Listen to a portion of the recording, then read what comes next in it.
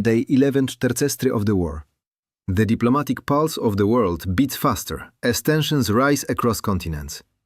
In Miami, behind closed doors, Ukrainian and American officials emerge from days of intense negotiations, their faces tired yet marked by quiet determination. President Volodymyr Zelensky speaks cautiously but confidently, noting that the latest round of talks produced tangible documents on security guarantees, reconstruction, and a framework for ending this brutal conflict. Yet, despite the positive tone, the question lingers in the air. Is peace truly near, or is this just another mirage in the desert of war? Across the ocean, Donald Trump, now once again holding the reins of Washington, remarks dryly that the talks are going fine. His words are brief, but his tone suggests complexity, perhaps even calculation. His envoys, Jared Kushner and Steve Witkoff, met separately with the Ukrainian and Russian delegations. Reports call the meetings constructive, but no one dares to use the word breakthrough. The Kremlin, through its spokesperson Dmitry Peskov, wastes no time reminding the world that from Moscow's point of view, the Miami discussions brought no major progress. It seems that even as negotiators shake hands and draft documents, the front lines continue to roar. Meanwhile, in Washington, another scene unfolds. Trump has finally signed the long-delayed National Defense Authorization Act, a massive $900 billion law that dictates how America's defense budget will be spent. The bill, passed by an unusually bipartisan majority, catches many observers off guard. Some commentators call it a rare moment of rationality in today's polarized political landscape. But others see something deeper, a subtle constraint placed upon Trump himself by Congress, eager to keep US commitments in Europe firm and unshakable. Hidden between the legal lines are sharp edges, the kind that define the future of alliances and wars. Among its many pages, one clause stands out. The US military cannot reduce its troop presence in Europe below 76,000 soldiers for more than 45 days without formal consultation with NATO allies and explicit proof that the move would not jeopardize US national security. Another provision obligates Washington to continue the Baltic Security Initiative, a program to strengthen the defenses of Latvia, Lithuania, and Estonia, and to deepen coordination with Poland and other regional partners. For many in Eastern Europe, this is more than bureaucracy. It is a lifeline. The act also bans the Pentagon from selling off military property or withdrawing heavy weaponry from European soil. Even more symbolically, it forbids separating the position of the Supreme Allied Commander Europe from the commander of US European Command, a role that has always belonged to an American general. It's a subtle yet firm reminder that for all the talk of shifting priorities, the United States still anchors Europe's defense. But perhaps the most sensitive clause is the one that orders real-time intelligence gathering on Russia's military recovery, its cooperation with China and North Korea, and its adaptation of new tactics learned from the war in Ukraine. Congress now requires 48-hour notification if intelligence sharing with Kiev ever stops, a clear signal of ongoing support regardless of the political winds in the White House. As one analyst from the Kiev Post wrote, Congress nailed America's European strategy to the wall and did it with bipartisan nails. Still, uncertainty lingers. Will Trump actually follow through? Will he respect the limits Congress has set? Or will this law become just another document gathering dust while soldiers continue to die under foreign skies? Only time, and perhaps the next round of negotiations, will tell. As the diplomatic stage continues to shift, Europe itself trembles from within. In Germany, controversy erupts around the far-right Alternative for Germany party. Local reports allege that one of its members, René Mühlmann, may have gathered sensitive data on Western arms shipments to Ukraine, information that critics warn could be of interest to Moscow. Even as Mühlmann denies any collaboration with Russia, German intelligence agencies begin to investigate. The line between opposition politics and espionage grows dangerously thin. And while politicians exchange statements and denials, far from the microphones, the sea tells its own story. Dozens of tankers loaded with Russian crude oil have formed a silent queue off the coasts of China and India, unable to unload due to sanctions and logistical snarls. Bloomberg reports that as many as 20 tankers have been idling for weeks, turning the ocean itself into a floating monument of the world's fractured economy. Russia's oil revenues are shrinking, its discounts to buyers growing deeper, a quiet economic siege that may prove more powerful than any missile. But as markets stumble and governments negotiate, the war shows no mercy. Overnight, explosions light up the skies across Ukraine.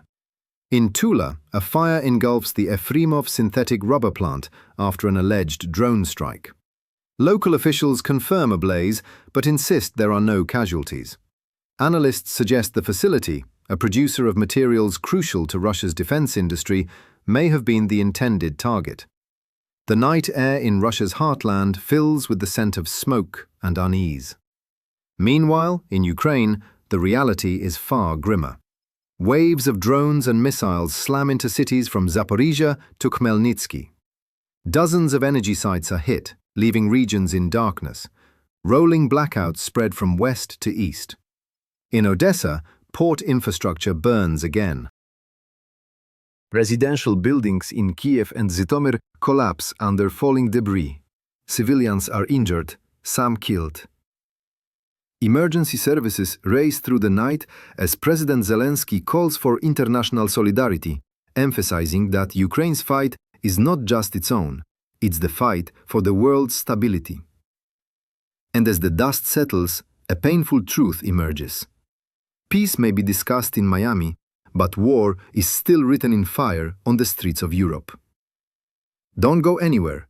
Subscribe to stay with us as we uncover what really happened behind those Miami negotiations, what Congress's new Defense Act truly means for the future of Ukraine, and how the next 24 hours could change the direction of this war. The real story is only beginning. When you're ready, say, "Give me the next part." The hours following those explosions across Ukraine left a heavy silence that even the most seasoned reporters struggled to fill. Entire regions, Rivne, Ternopil, Khmelnytsky, were plunged into darkness as technicians fought to reconnect power grids shattered by the latest Russian assault. The government confirmed that 3 major nuclear power stations had to reduce output after the strikes threatened their auxiliary systems. Emergency sirens echoed through the morning in Vinnytsia and Zhytomyr, where fragments of intercepted missiles landed among apartment blocks. Local authorities described scenes of chaos. Firefighters battling flames in half-ruined homes, volunteers carrying the wounded through broken glass, and elderly residents standing wordlessly amid the ruins of once familiar streets. President Zelensky, speaking somberly from Kiev, called the assault another act of terror designed to break the will of the Ukrainian people. Yet he also spoke of resilience, of crews who restored power within hours, of medics working through exhaustion, of soldiers who refused to abandon their positions even as new barrages thundered overhead. "Every night they try to silence us," he said, "and every morning we rise again." His words were carried across Europe, resonating in capitals where leaders quietly debated how long their support could be sustained amid domestic fatigue and economic strain. From Washington, the Pentagon confirmed that Ukraine's air defense had intercepted a majority of the drones and missiles, but acknowledged that the scale of the attack was among the largest since early autumn. Analysts suggested that Moscow was attempting to overwhelm the country's defenses ahead of the winter freeze, seeking to leave millions without heat or light. Prime Minister Yulia Sviridenko detailed the extent of the damage. Dozens of substations destroyed, power lines severed, entire towns temporarily disconnected. In Odessa, ports handling grain and humanitarian cargo burned again, their cranes standing twisted against the dawn. The impact reached beyond Ukraine's borders, rippling through global food markets and triggering new debates in Brussels about maritime security. Meanwhile, the Security Service of Ukraine revealed astonishing details of a covert operation that had long been shrouded in secrecy. According to official reports, before the spectacular strike on a Russian submarine in the port of Novorossiysk earlier this year, SBU operatives had successfully disabled a sophisticated maritime reconnaissance aircraft, the Il-38N Dragon. The aircraft, capable of detecting underwater drones, had been a critical component of Russia's coastal defense network. Its destruction, achieved with a custom-engineered drone equipped with 2,000 directed fragmentation elements, cleared the skies for the underwater assault that would later cripple the enemy vessel. Ukrainian officials emphasized that this was not an isolated mission, but part of a larger strategy aimed at systematically dismantling Russia's ability to defend its own territory. The operation, meticulously planned and executed, demonstrated that Ukraine's intelligence services were capable of striking with surgical precision deep inside hostile zones. As the revelations spread, military experts around the world analyzed every available frame of footage released by the SBU. The videos, grainy night vision glimpses of explosions against the Black Sea, were dissected frame by frame, proving once again that Ukraine's use of drones had evolved into an art form of modern warfare. Western analysts drew parallels between this strike and similar operations conducted by special forces in past conflicts, noting that Ukraine had effectively rewritten the rules of asymmetric combat. Even Russian commentators, usually quick to dismiss Ukrainian claims, admitted that the loss of the aircraft had exposed vulnerabilities in their coastal air defenses. But even as Kiev celebrated another tactical victory, tragedy continued to unfold.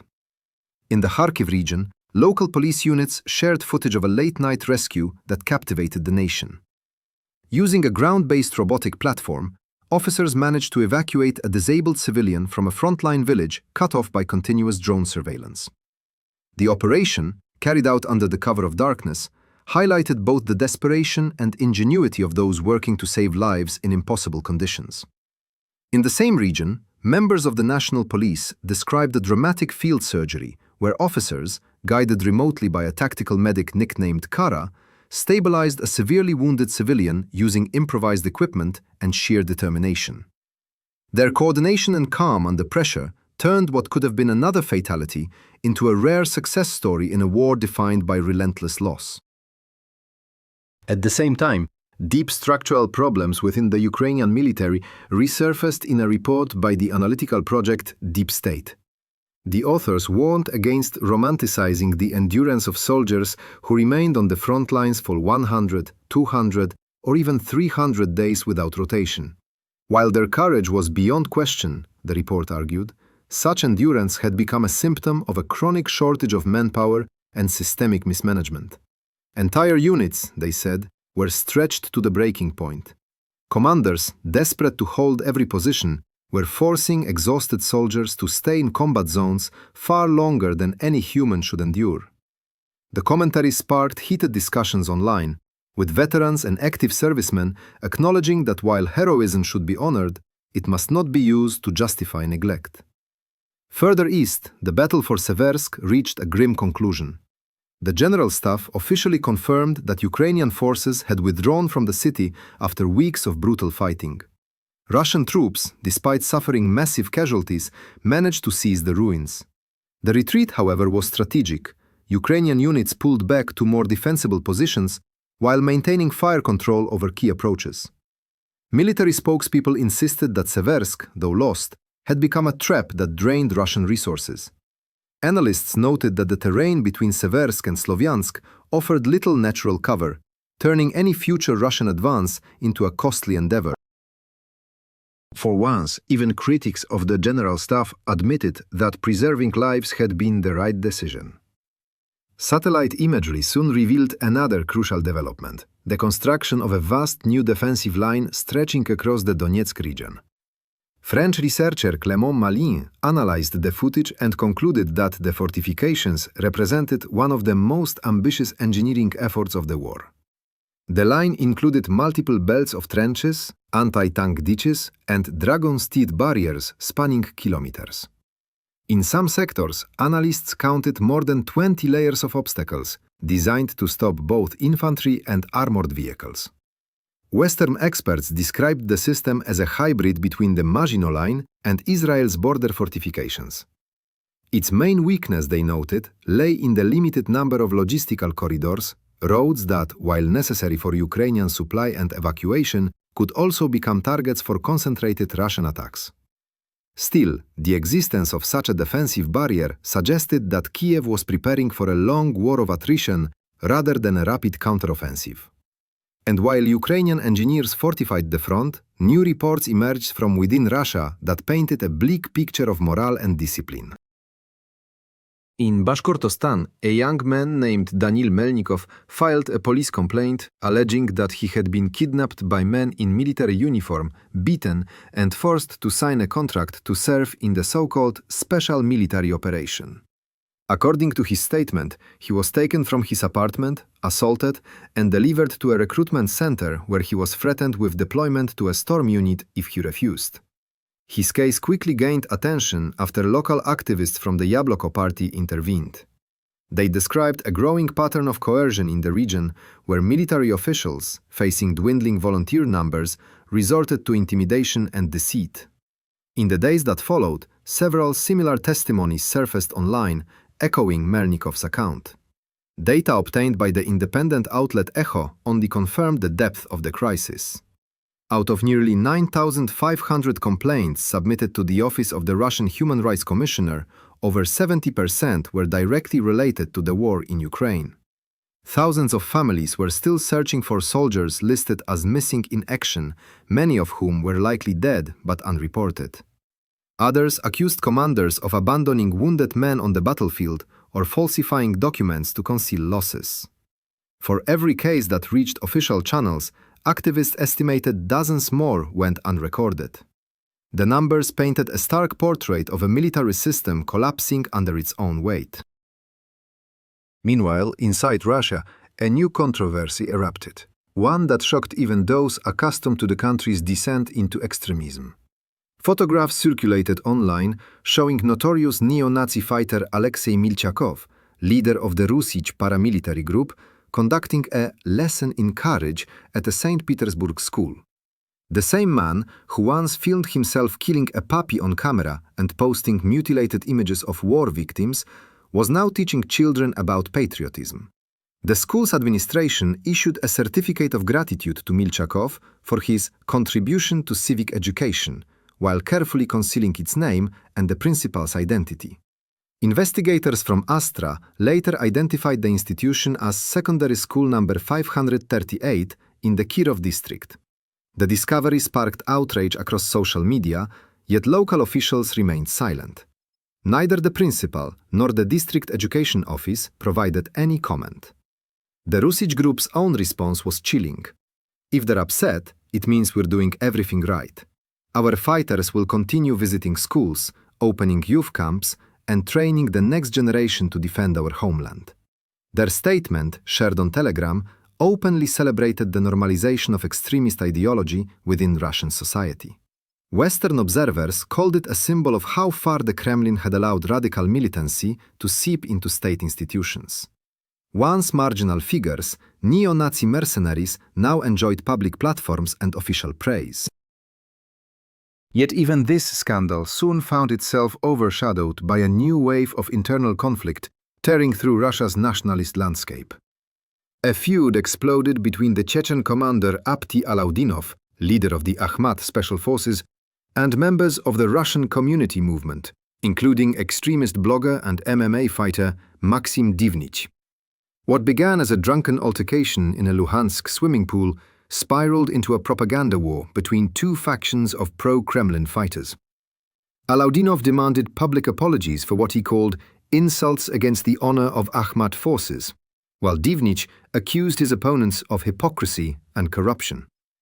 Each side unleashed videos, manifestos, and threats, exposing deep ethnic and ideological rifts within Russia's so-called patriotic camp. For the Kremlin, the spectacle was disastrous. Two groups once hailed as defenders of the nation were now publicly accusing each other of dishonor and betrayal. Analysts suggested that this open hostility reflected growing fragmentation within the Russian war machine, a chaotic mix of private militias, regional battalions, and ideologically driven factions operating with minimal coordination. As one political observer in Moscow quietly admitted, they've built a monster they can no longer control. The next morning, new headlines pushed the scandal even further. Two ex-combatants, recently returned from the front, were arrested in Bashkortostan for the brutal murder of a local farming couple. Both men had served under the Ministry of Defense. Court documents revealed that after heavy drinking, they decided to rob their employers, killing the husband and wife with gunfire and an axe, before stealing jewelry and weapons. The story spread rapidly, joining a grim list of crimes committed by demobilized soldiers, men shaped by violence, unable to reintegrate into civilian life. And then came another case, perhaps the most horrifying of all. Dmitry Stenkin, a 39-year-old veteran of the war, was sentenced to life imprisonment for murdering a mother of 5 in the Kursk region and attempting to abduct her young daughters. Investigators reported that he had gone to Ukraine as an alternative to serving a prison sentence for previous violent crimes. He returned with medals and with demons he could not silence. His brother had once accidentally killed their own mother. Now, another generation repeated the cycle. "These are the people," wrote one Russian columnist, "whom the state calls heroes." By evening, the threads of all these stories, diplomatic negotiations, battlefield updates, political scandals, and human tragedies, merged into a single overwhelming picture. The war was no longer just a clash of armies or ideologies. It had become a mirror reflecting the collapse of moral order across an entire region. For every victory announced, another wound opened. For every promise of peace, another child cried in the dark. The coming days, analysts warned, would bring new offensives, new talks, new tragedies. But what none could predict was which front, the battlefield, the political arena, or the crumbling heart of Russia itself would fracture first. When you're ready, say, "Give me the next part." As night fell again over Kiev, the air hummed with the faint buzz of generators and the low growl of drones somewhere far beyond the horizon. The city, half shattered and half defiant, prepared for another uncertain dawn. Reporters standing on balconies described the skyline punctuated by the red glow of emergency lights and the rhythmic pulse of air defense systems sweeping the sky. This was the new rhythm of Ukraine's existence, an uneasy balance between resistance and exhaustion. Yet beneath the fatigue lay something else, an unbroken belief that survival itself had become a form of victory. Across the front lines, soldiers spoke quietly into their radios, coordinating strikes and adjusting their positions. In the eastern sectors near Kostiantynivka and Ivanopilia, Ukrainian drones hovered like silent guardians over the fields. Military analyst Pleifra, whose battlefield updates had become essential reading for thousands, wrote that the tension along the entire Slovyansk direction had reached a new peak. Both sides flooded the area with reconnaissance drones. Russian forces launched probing attacks using small armored groups, supported by artillery, attempting to exploit weaknesses. Ukrainian units responded with precision strikes from drones and artillery fire, repelling multiple assaults. Video released from the 28th Mechanized Brigade showed a Russian tank being struck repeatedly, 15 times in 2 minutes, before finally halting, its crew fleeing under the cover of smoke.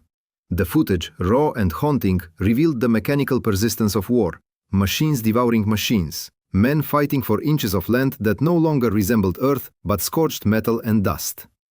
In nearby sectors, reconnaissance confirmed that Russian troops were testing Ukrainian defenses with increasing frequency, using small mobile formations and all-terrain vehicles. Several such attacks were repelled near Klishchiivka and Berestok.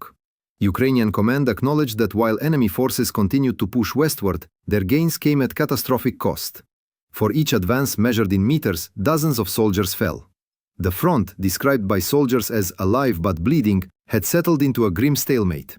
Every day brought reports of small territorial shifts, yet none significant enough to alter the larger map. The war, once fluid and unpredictable, now resembled a massive grinding machine, consuming everything placed within its reach. Behind the lines, Ukrainian engineers worked around the clock, reinforcing the newly built defensive barriers stretching across Donetsk and Zaporizhia. Satellite photographs analyzed by independent observers confirmed that the fortifications were expanding daily. Columns of trucks delivered concrete blocks known as dragon's teeth, barbed wire, and anti-tank mines. In some areas, construction crews operated under constant shellfire, protected only by camouflage nets and the cover of darkness. French analyst Clément Malin's assessment circulated widely among military circles.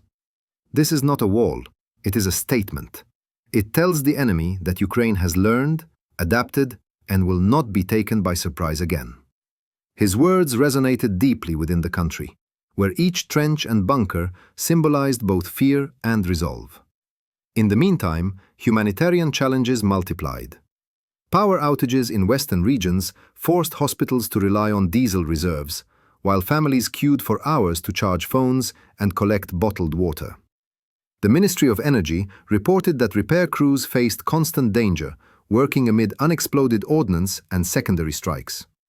Prime Minister Svyridenko urged citizens to conserve energy, warning that further attacks on infrastructure were expected as winter deepened. International partners pledged assistance, but logistics remained complex. Convoys of equipment moved slowly across the Polish border, often delayed by security checks and damaged roads.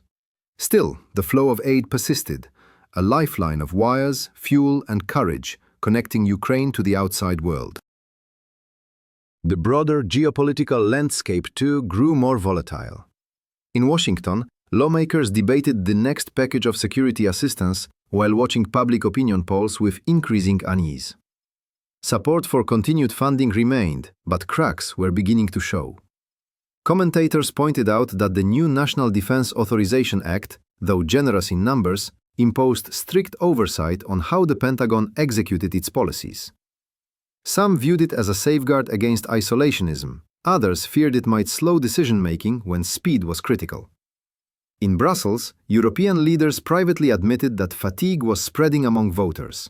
Yet, as one diplomat told the Financial Times, even if the streets grow tired, governments cannot afford to. In Moscow, the official narrative remained unchanged. State television spoke of steady progress, stabilization of the front, and readiness for dialogue under proper conditions. But beneath the surface, the cracks were visible. Reports of desertions and low morale leaked through social media despite censorship. Families of mobilized soldiers staged quiet protests outside regional offices, demanding news of their sons. Independent outlets published accounts of veterans returning home with untreated injuries and psychological trauma. One particularly disturbing interview, recorded by an ex-serviceman from Dagestan, described atrocities he had witnessed and admitted to committing. His confession, aired anonymously through encrypted channels, spread rapidly online. "I killed a woman and 2 children. I can't forget it. I drink now just to stop seeing their faces." His voice trembled, not with remorse, but with brokenness. He was one of thousands shaped by a war that had devoured empathy itself. Psychologists within Russia warned of a rising tide of violence spilling from the front into civilian life.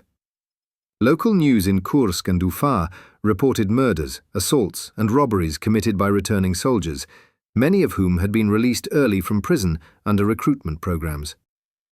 "They were trained to kill and then abandoned," one human rights advocate said. "Now they have nowhere to go and nothing to lose." The state, unwilling to acknowledge the crisis, responded by tightening propaganda and glorifying patriotic volunteers. Television segments showed uniformed men receiving medals in provincial halls, their eyes hollow, but their hands saluting the flag. As these internal fractures widened, the external front hardened. Ukraine's intelligence services continued to conduct targeted strikes deep inside occupied territories. New satellite imagery revealed damage to Russian logistics hubs near Berdyansk and Luhansk.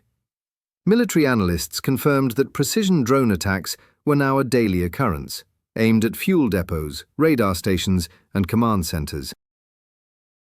Each explosion was followed by silence, and then by the same message repeated across Ukrainian networks: "The enemy will not rest in our land."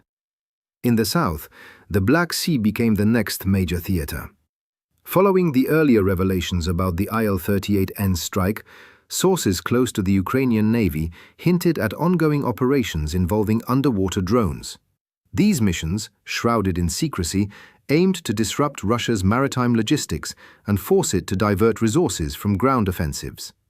Western naval observers confirmed increased activity near Sevastopol and Novorossiysk, suggesting that Ukrainian forces had successfully pushed the conflict into Russia's own coastal waters. The implications were immense. Not only did these strikes demonstrate technological innovation, but they also symbolized a psychological reversal, the hunter becoming the hunted. And yet, amid all this, the human cost remained unbearable.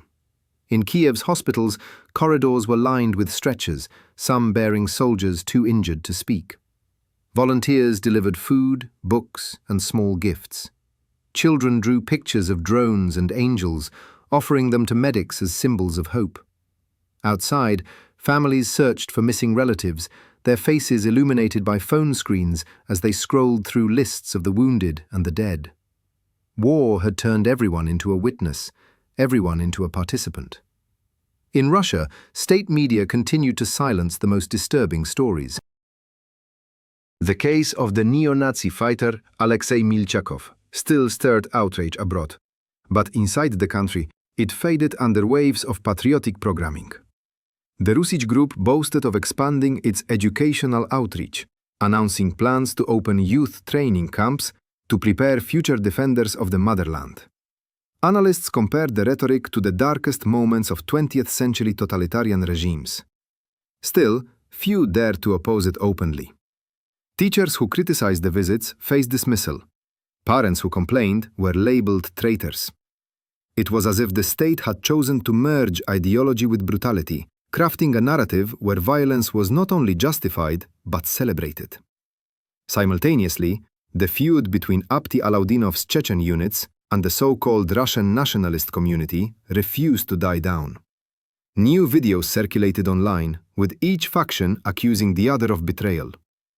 What began as a personal insult now threatened to escalate into physical confrontation between armed groups theoretically fighting on the same side. Observers noted that the Kremlin remained conspicuously silent, perhaps unwilling or unable to discipline its own creations. The fragmentation of loyalty among paramilitary factions had become one of Moscow's greatest internal dangers.